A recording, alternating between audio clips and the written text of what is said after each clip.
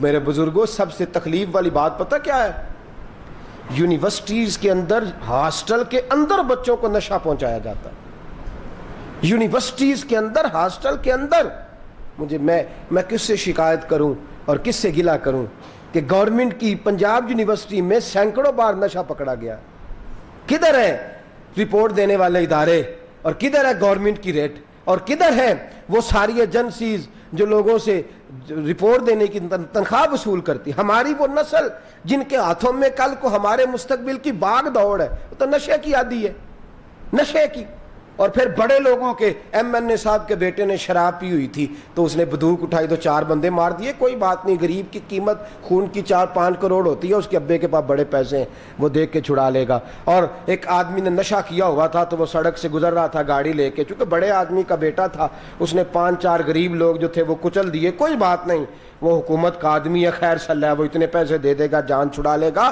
لیکن میرے دوست، خدا را یہ سوچ، یہ کس کے بچے ہیں جو تباہی کے دہانے پہ کھڑے ہیں؟ یہ کس کی اولاد ہے جو ترس رہی ہے؟ میرے دوستو، نشہ قوم کی رگوں میں زہر کی طرح اتارا جا رہا ہے، تھوڑا تھوڑا کر کے میری قوم کو روز مارا جا رہا ہے، تڑپایا جا رہا ہے، ستایا جا رہا ہے۔ اس کو ایک بابا جی مجھے کہنے لگے، میرے گلے لگے تو روتے ہیں تو چپ نہیں کرتے، روئے جاتے ہیں، روئے جاتے ہیں۔ تو میں نے کہا بزرگوں بات کیا ہے بتائیں؟ تو کہنے لگے حضرت جی دعا کر دیں اللہ میری بیٹی کا کوئی بہتر سبب کر دے۔ تو میں نے کہا حضور کیا ہوا بزرگوں، بیٹی کو کیا مسئلہ کیا ہے؟ میں جانتا ہوں آپ کی بیٹیاں تو شادی شدہ ہیں۔ کہنے لگے 3 تو اپنے گھر ٹھیک ہیں، 4تھی کا خاوند نشہ کرتا ہے۔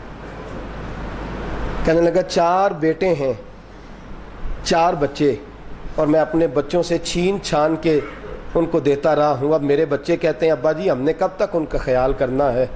کہنے لگے 8 کلے زمین تھی اس کی، یا 9 کلے جب شادی کی تھی، بیچ کے کھا گیا ہے، اور میرے نواسیاں نواسے باپ ہونے کے باوجود یتیم ہے۔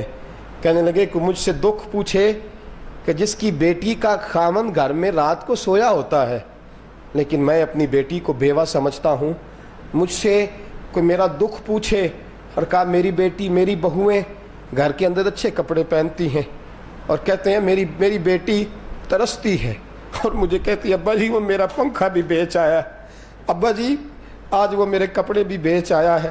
کہنے لگے حضرت جی میں کس کے ہاتھ پہ اپنا خون تلاش کروں، بوڑھا ہو گیا ہوں، مرنے کے قریب ہوں، لیکن میری بیٹی بڑی تکلیف میں ہے، اس نے نشے میں کوئی چیز نہیں چھوڑی، وہ میری عزت والی بیٹی کو گالی دیتا ہے، میری ایم پاس بیٹی کے منہ پہ تھپڑ مارتا ہے، وہ نشے میں دھوت گھر آتا ہے، اس کے بچے باپ کے ہوتے ہوئے یتیموں جیسی زندگی۔ میرے دوستو بتاؤ نا یہ ظلم کس نے کیا، یہ آگ کس نے لگائی ہے؟ جیتی جاتی لاشیں یہ روڈ پہ کس نے بچھائی ہیں؟ میں داتا صاحب کے دربار سے نکلتا ہوں تو وہاں بکھرے ہوئے وہ نشئی، یہ کس نے میری ملت کے جوان کو لاش بنا کے روڈ پہ ڈال دیا؟ ان ہاتھوں کو کون گرفتار کرے گا؟ کس کے ہاتھ پہ اپنا لہو تلاش کروں؟ اور بیٹیوں والے ترس رہے ہیں، اور وہ بیبیاں۔ ایک عورت نے مجھے مسئلہ پوچھا، کہنے لگی یہ بتائیں کہ مجھے زکوٰۃ لگ جاتی ہے؟ میں نے کہا اگر بیوہ ہو، کمزور ہو، غریب ہو۔ کہنے لگی بیوہ تو نہیں ہوں لیکن خاوند نشہ کرتا ہے، اور میں تو آٹا بھی ہمسایوں کے گھر چھپا کے رکھتی ہوں، وہ آٹا تک بیچ آتا ہے، میں تو اپنے بچوں کے کپڑے گھر میں خشک ہونے کو میرے دوستو یہ اتنا دکھ، اتنی تکلیف پوچھنا اس سے جس کے گھر میں یہ آگ لگی ہوئی ہے اور پورا معاشرہ اس کی لپیٹ میں ہے۔ یہ نشہ کہاں سے آتا ہے؟ یہ کہاں بنتا ہے؟ ارباب اقتدار ہوش کرو، تم نے اللہ کے حضور حاضر ہونا ہے۔